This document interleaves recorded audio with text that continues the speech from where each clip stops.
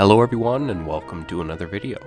Today we're going to be looking at the Apple PowerBook Titanium G4 1GHz, a machine released in November of 2002 at a price point of around $3,000.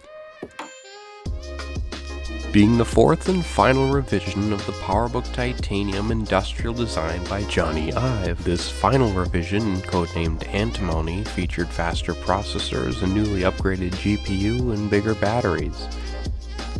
Building on its minimalist design, the left side of the machine only features a headphone slot and a PC card slot for expansion. The right side follows suit with only a CPU, fan exhaust, and Kensington lock. Moving to the rear, we feature a power input and a hidden I/O cover. Opening this I/O cover reveals a FireWire port, Ethernet, 2 USB, an exhaust, DVI, an S-Video, audio in, and an RJ11 modem. The front of the PowerBook only hints at its slide-loading SuperDrive accessibility, and opening the machine reveals an ultra-simplistic, only single-colored border.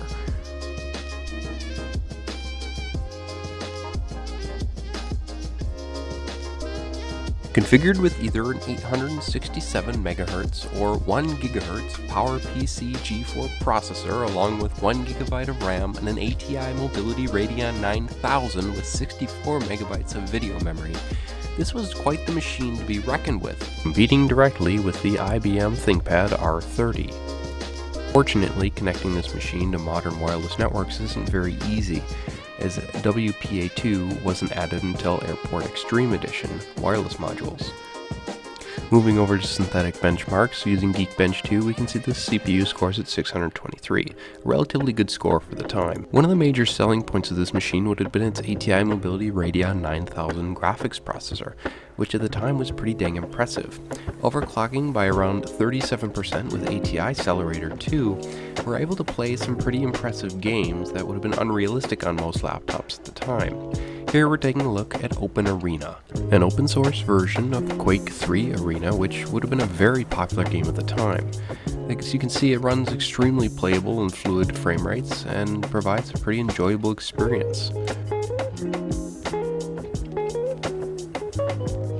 Moving into a more demanding title, such as X2 The Threat, we can really push the ATI Mobility Radeon 9000 to its limits, displaying incredibly beautiful visuals and smooth frame rates. Funny enough, I actually see the performance of this machine to be one of the major selling points, which nowadays for Apple computers really just isn't the case, as they demand premium luxury prices for their design aesthetics and user experience. The bottom side of the chassis is ultra simplistic, with only an access point for removing and inserting the battery, and some information on the inside latch for the identification of serial numbers and product configuration.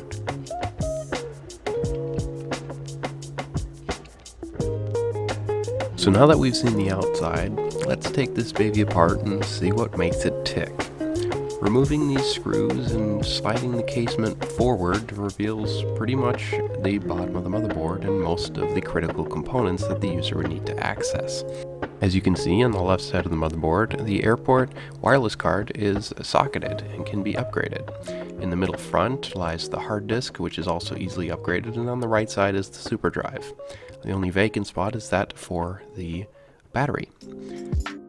If you notice some areas with flux residue, that's due to the fact that this motherboard can be overclocked and voltage modded, a very common aftermarket upgrade by the user later down the line looking for more performance. Simply moving a few resistors on the motherboard could actually increase your clock speed by up to 30%, giving you a massive boost in performance. Thank you all so much for watching, and I hope you enjoyed the video. See you next time.